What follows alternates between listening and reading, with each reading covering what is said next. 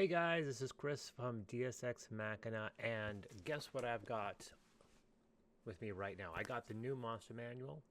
A few people already got them. I'm like every other sad sack. I had to order it off of online stores, and so here I have it. Now, I was already aware of the some of the design changes that they were going with going forward, not with necessarily specific monsters, but just the presentation wise. And some of my recent projects have already I've been implementing some of those changes. We're working on a new book called the Xenobestiary, which is a collection of all the monsters that we've designed over the last 10 years for fourth edition, converted to fifth edition, and a bunch of our fifth edition, as well as a bunch of new monsters based around some illustrations and some new illustrations that Nick Greenwood is doing for us. So that's a big thing. It's already quite large. We've already crossed 300 pages. It's probably going to be 300, 400 monsters all in, and most will have illustrations, many of which previous followers of DSS Machina will have already encountered. But these will be in the new format, at least most of the close to the new format as being presented in the new Monster Manual. Now, I don't actually have an issue with the presentation or shifting presentations. We've seen new presentations shift all the time. There were multiple variations in third edition. There were at least two variations of presentation with fourth edition when they came out with their revised monster manuals, which changed a few things. And there's some aspects of monsters in fifth edition that I've always had issues with. And some of these, I've just said, you know, I'm going to play around with some of my own ideas and work in some of their own ideas. But recently, with the Arcane Almanac and with the Xenobestiary, we are presenting monsters following this new format. And now we saw with the Player's Handbook and the DMG what this new format looks like, but it's now ironclad with the Monster Manual. A couple of things people already know when you look at these monsters. One of the things that is important is the presentation of saving throws right next to the ability modifier. This seems like an easy thing to do. It's tricky to create a table in InDesign that matches theirs, but I think we did a pretty good job. I'm going to show you guys a couple screenshots of the Xenobestiary in here in a few moments, but I wanted to go over some of the things that they did. One thing that people assumed incorrectly is that they were doing away with legendary actions. They saw a green dragon in one of the promotional materials, and they noticed that the green dragon had multiple reactions. He no longer had legendary actions, which made people assume that legendary actions were gone. That's not true. Legendary actions are very much in. There are also more lair actions. So if you're in your lair, you get an additional legendary action. So it could be 3 or even 4. But a lot of creatures, in fact, I'm probably wrong, but when I was browsing through this, it seemed that there were more creatures with legendary actions than before. Maybe it's just me. It's an observational thing. I wasn't going through it piece by piece, but it just seemed like I saw the legendary action option pop up a lot. I had incorrectly assumed, like a lot of other people, that legendary actions were going away. I have been creating monsters kind of with the assumption legendary actions weren't in. I kind of like the idea of just multiple reactions rather than just legendary actions. There's another mechanic I played with, which got introduced in Amethyst Revelations with our mecha. Basically, if a machine, a vehicle, or a robot or a mecha have multiple controllers, they don't get legendary actions. They actually can go multiple times in a turn. And this, with the mecha, it was a very interesting mechanic where any weapons one mech a pilot uses, the other ones can't use. So a mech's going to have multiple weapons, but only the commander can move it. Sometimes co-pilots can move it as well. But it creates a scenario where you have multiple opponents with one singular hit point value, which is moving across the battlefield. And these are generally large opponents. We're doing the same rules with vehicles, although vehicles are generally can be smaller. I have one, which I'm going to show you guys, which is a much larger vehicle that has 6 gunners. And so, yeah, you roll initiative, potentially. Now, this can be a bit of an issue with those GMs that believe initiative should go away, or all the players go and then all the monsters go. This is a situation where, yeah, if you want, you can have all 8 gunners on this one large battle tank or flying fortress go, and then all the players can go. Or you can interconnect it where you see a player goes and then a gunner, then a player, then a gunner, then a player, a gunner, and so forth. But there is this push to do away with initiative. I'm still a person that's on the fence. I think there is a point, but I do like mixing things up, having monsters and players intermix each other. I'm not a person that thinks. I mean, yes, D&D is already very gamified. I think having all one side going first and another side going first is gamifying it even more. I think it's a bit more organic to have it mixed up like that. But that's beside the point. Legendary actions are very much in play. We see it a lot. The Empyreans right there, for example, have it. Now, there's a couple of other things that have changed. They've added an initiative entry. That's an easy thing to include. There's a number next to it, which is obviously a base 10. So if you don't want to have to roll for initiative, just use the number. And that works. And that's actually an interesting idea. Now, thinking about it, would my multiple vehicles list multiple initiatives? Theoretically, yes. If you want to make things easier, you can have all of them go first. Or if you decide to roll, you can have them roll differently. I'm not going to have different initiative values for various reasons in the rules as we present our monsters. Creatures with multiple pilots, to make things easier, they basically have a flat line. Everyone has exact same stats. If there's a rule that says if they leave their machine or their vehicle or their mech, you can replace them with general antagonists, which are monsters that are in the Xenobestiary. But that's entirely a separate ordeal. You can have that situation happen when a vehicle, like when a fortress crashes at 0 hit points. Unless you want to continue the encounter, it is assumed everyone on board that vehicle perishes when it gets destroyed. Stuff like that, just to make things quite a bit easier. One of the things they did do, which I haven't done, and I'm a little on the fence about adopting it, they've merged immunities. Before, you'd have condition immunities and damage immunities or resistances. Now, it is a single entry. So if you have immunity, it'll list the damage immunities first, semicolon, and then the condition immunities afterward. That does make the entries shorter, but I think it might be a bit confusing. I'm on the fence. If post in the comment what you think. If you really hate the idea of merging immunities under single entry or conditions and immunity under their own entry, then please say so. If you think no, it's fine, I think lump all the immunities and conditions in their own entry. Then I can see doing that with Xenobestiary. We're still writing it. I can go over that. That takes all but 5 minutes to convert and merge that line. Yeah, it does give you. It does shrink in the entries a bit and make it a bit easier for text and for illustration. So it definitely wouldn't be a problem because the way they're presenting these new monsters, the monsters are occupying a lot more space. I would say on average they could be anywhere from 10 to 20% larger their entry, which does make including lore and illustrations a bit tricky. It's just natural for that. One thing else. So that's just basically talking about how they present the monsters themselves. There's a bunch of lore as well. As for the book itself, there's a few things about this which is a little... I'm not sure if I'm pretty happy with it. I definitely don't mind the fact that they put the index at the front of the book. There's no real contents. The index is right at the beginning. Right? And so it's not in numerical order. It is in alphabetical order. And shows you all the monsters and what page. So the page numbers are all over the place because it's in alphabetical order. And then if you want it listed by CR, then you go to the back. And so we'll be playing with that, probably something similar in our books as well. But strangely enough, how they've organized this is a bit confusing. And what I mean by that is that if you're a singular monster, you fall in alphabetical, like everything else makes sense.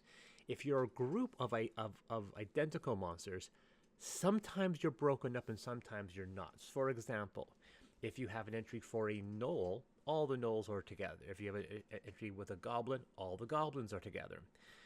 However, the dragons are not together. The dragons are separated. So green dragon is under G, red dragon is all the way at the back of the book in R. Black dragon's all the way at the beginning in B.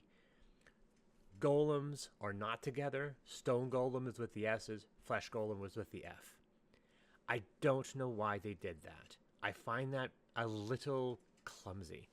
And as a result, I find the book, well, I wouldn't say kind of messy, but it feels like it's all over the map because, yeah, you'll have, Manticore, Medusa, Merfolk. The demons and devils are also broken up. So, one example here, I'll go here, and let's just go into the gnolls. I mentioned the gnolls. So the gnolls are all together. So we go to the gnoll section. We have the gnoll warrior, pack lord, fang of Yingosh, and gnoll demoniac. And those are 4 creatures over a course of 2 pages. Seems, yeah, that makes sense.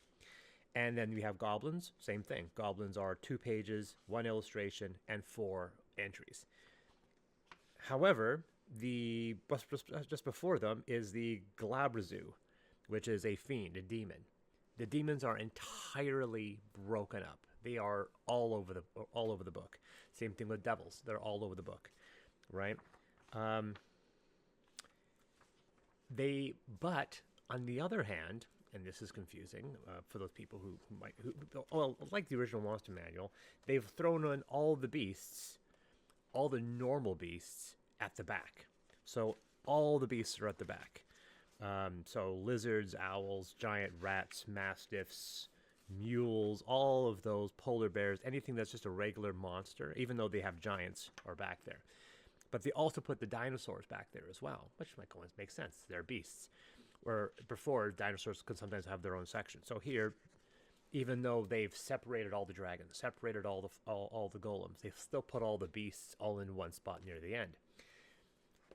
Another thing they also did are what I would call general antagonists, human antagonists, mages, gladiators, fighters. Those are all separated across the book. They don't have their own section. So that is something that some people would say, I have no problem with that. When I look for a dragon, I'm looking for a specific dragon. I go, yeah, but if you know they're all under D, it's not that hard to flip around to find them. So that's something that I feel is a very interesting decision. So, I mean, yeah, it makes perfect sense. All gnolls are together. All goblins are together.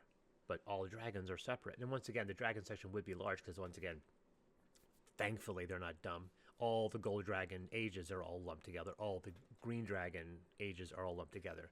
But we're all used to, for 30, 40 years, keeping the dragons all together. It's a 20-page section, but it's not hard to flip through to find the dragon you want. Now you do have to go to B for the black dragon and G for the gold dragon. It's a design decision. That's what they decided to go with. I'm an oldie, so I don't know why they decided to mess with that. I do not mind the idea of having them put the index at the front, so you know exactly where every one of those creatures are. So it is a little unusual, in my opinion, that beasts are separate. So if you look at the index, technically when you look at the index, everything should be alphabetical, because since the book is enforcing alphabetical, but of course that's not the case. So under A, you have the adult white dragon. So the adult white dragon is under the W, but they have it under the A, so you know it's in like 279. When you look at something like Fomorian, page 123, Frog, 354, Frost Giant, 124. Giants are the same way. Giants have been split. They are under the F for Frost Giant. Stone Giant is under S. And once again, once you know this, it's an easy thing to figure out. I just think it's really odd that they did that. And I'm kind of on the fence on that, because the Xenobestiary doesn't do that at all. I can absolutely see having an index at the beginning of the book that shows you all the monsters in alphabetical order. That's fine. It is what it is. But we have separated ours into sections and then sub-separated into kind of categories. A good example, we have a mech chapter. And the mech chapter is long. It's like 60-some pages, 50 or 50, 60 pages. It has like 30 or 40 different mechs. And mechs are not robots. Robots have their own section, right? Mechs are generally piloted by people, so generally we'll have, in some situations, multiple pilots. But I decided that I wanted the mechs in one section, the robots in their own section, because you put them together, it's a giant 120-page chapter. So I separated them. And within the mech section, they're further separated. We have the steam mech, the steam mechs, like steam powered mechs. We have specifically kind of magic style mechs called avatars. And then we have the Titans, which are these giant mechs, which are basically huge and larger. And these generally will almost all have two, in some cases 3 or 4 pilots even. And in those, and so they have their own section. And then in their own sections, they are in alphabetical order. However, in the antagonist section at the beginning, the antagonist section are general human opponents of which you can apply templates to custom design them to your own setting, whether you want to make them aliens or robots or what have you. And they are listed in challenge rating from top to back. Now, I could go back in there and rebuild them, but I also like the idea of them being presented in that order. Now, once again, in the index, they'll be in alphabetical order, and we'll have an NCR. But in the book, I present them in challenge rating order because I want a GM to be able to go, I need some antagonists, and look through and then find 5 or 6 creatures that were within 1 or 2 challenge ratings of their player party, instead of having to flip back and forth to different antagonists as you play the game, because it's possible, in fact, if not expected, that you will create an encounter with multiple different antagonists around the same challenge rating. So it would be important to me to have them within a page or 2 of one another, so if you don't have to flip halfway through the book and dog-ear half the damn book to do that. Now, obviously, these are physical issues. In digital, you can always simply just hot link and skip through them. But once again, some people can easily just have a book, have a PDF, and flip that page and have that other monster on you. So when it comes to antagonists, I very much like the idea of them being presented in challenge rating order because of ease of use. Yes, we're going to have an index at the front of the book that's going to have everything in alphabetical order so you can't find them. But when you get to the meat of the book, antagonists will be in challenge rating order at the beginning. Then we switch over to each generic section: aliens, mechs, robots, outsiders, vehicles, and then there's a fantasy section at the end. And those are presented generally in alphabetical order, the best we can make it. But once again, they're still separated in their own sections. A good example are the Outsider chapter. The Outsider chapter is a section of mostly aliens and weird things, pan-dimensional creatures or what have you. Some of them could be rubbed off and turned into a magical aberration, but the whole idea that they were kind of more alien. But they're separated in their alien categories. There's one called Blights, which are very much inspired by the necromorphs of Dead Space. They have their own section, and they are in alphabetical order in their own section. And the Blights are under the B, under Outsiders. And yeah, I mean, someone could make the argument like, no. I mean, Yonti and Slad and Githyanki and all that, they're all clumped in their own section, and that's true. So there's an argument both sides. But I'm a person that kind of thinks that if you're going to put the Yonti and Slad and Githyanki in their own section, why aren't you putting the golems and the dragons in their own section as well? For me, it just seems a little odd. And I would have put the human antagonists in the same section as well. So the fact that gladiators, pirates, mages are all split up, there is a good chance that you may have a situation where you might have them in an encounter, which means suddenly you're flipping between these 4 or 5 pages, across the entire book, rather than having them nice conveniently lumped into an antagonist section. That's just my opinion. They made that choice, and that's what they'll have to go with. But absolutely, that's not something we're going to go with. We're going to try to make the Xenobestiary easy to get through, but I'm still clumping them in theme and in category. But yeah, let's take a look. So here we have, now once again, I don't have the contents set up yet, because obviously we're not building it, because this book isn't finished yet. This is our introduction. I'm going to go through a few things. A couple rules, and we talk about the different weapons and get into adversaries. And I'm going to skip here to another section. So this is a section for antagonists. As you can see right now, just to quickly go over it, these are very basic, because these are challenge rating 0 and challenge rating 1/8. These are basic people. I try to keep it to 1 illustration at least per page. There's maybe only 1 or 2 pages of the book where we don't have an illustration. This is an example of a section. We are in the Outsiders, and this is a Scrim. Scrim are from the Conestoga setting, and then they have been recreated here. And we've gone over every single monster. We haven't just simple copy pasted and then adapted them to the new 2024 format. We've actually gone in and I've played with almost 90% of them. I've either tweaked it, redid their math on their numbers. Sometimes these hit points were a little off. Some of my earlier monsters in Quintessence weren't 100% accurate, so we played with that. And in some situations, we have heavily expanded. I've mentioned in a previous post that the antagonist section has increased by about 40% number of antagonists. We've usually had the same number of antagonists. We've usually copy-pasted the antagonist section between some of the books like Quintessence and Ultramodern. That is not the case anymore. We have a considerable larger number of antagonists. We have anywhere from 3 or 4 antagonists per challenge rating until you get to about 10 or 12. Then it's like 2 or 3 until you get to 20. So that's a lot of antagonists. These are general human antagonists that you can modify on the fly to fit your setting. This here is one of our mechs in the mech section. This is Jormungandr. This is actually from Amethyst Revelations, but once again, it has been slightly modified and adapted to fit the new format, and I think it's been tweaked a little bit. This is one of those ones where I'm talking about where you talk about you have multiple pilots. In this case, it's 4 individual, 1 commander, and 3 pilots. So in this situation, yes, you would technically roll initiative if you wanted to, or just use the flat 10 and have them all go at the same time. If you have that situation, it's a slightly different situation. Because the Jormungandr has got 3 full pilots, that means this thing literally has 3 actions. And if you have them all go at the same time, that means at challenge rating 18, it will have 12 potential attacks. From multiple weapons, which is like each damage is not as high as something like a Tarask, but it is a very, very powerful machine. The whole idea, hopefully, is that you will roll initiative, and so you can interlink this down. Now, vehicles work slightly differently. They will have a controller that generally won't have access to weapons, and they will be responsible for stuff like movement and potentially ramming.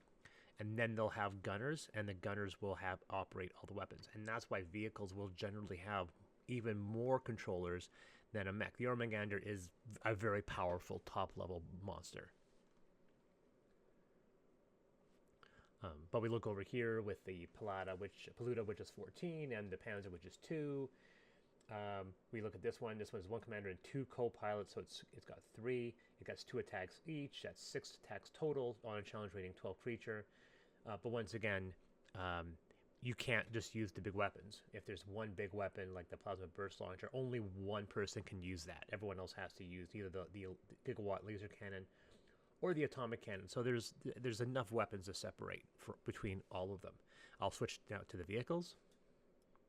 So this is a Cloud Runner. This is probably the most powerful. I don't think it's the most powerful vehicle we've designed so far for the Xenobestiary, but we're not even close to being finished. We still have dozens and dozens of monsters to go. Maybe probably 100 to 200 more monsters to go. But the Cloud Runner here, we have some lore on it, but we also noticed, once again, I've not separated damage immunities, condition immunities. I could combine the immunities into one, but I haven't yet.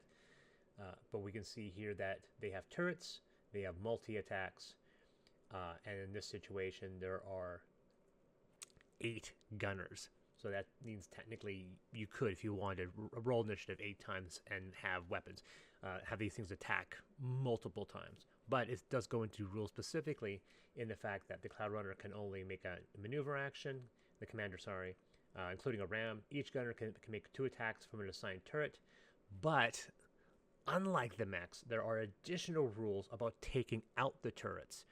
So it's not a situation where you're dealing with this thing at full strength for the entirety of its hit point run. Every single time you score a critical hit or do 50 points of damage to it, every time it's been reduced by 50 hit points, there's a 25% chance a turret and its corresponding gunner are taken out. So you can cripple this vehicle. And that's going to be probably up for playtesting to see if someone can take advantage of it. I did, of course, make it a percentile check. I didn't make it a skill check because that, once again, could be altered or adjusted. And we go into this other section here, which is some of the other vehicles. There's Steam Dirigible, for example. It can be disabled and crash. These are aircraft. I haven't done the ground vehicles yet. We're about 2 or 3 pages from getting to the ground vehicles where I'm currently at. And so, yes, that's where we are. That's where we're at. That was a quick preview of Xenobestiary. I'll probably have a full tour of it before publication so people can see all the monsters that we have. There are a lot of them. And yeah, that's about it. So that's my kind of review on the Dungeons & Dragons 2024 and a preview of our Xenobestiary. Please comment on your thoughts, positives or negatives, down below. And I will talk to you guys later. This has been Chris from DSX Machina.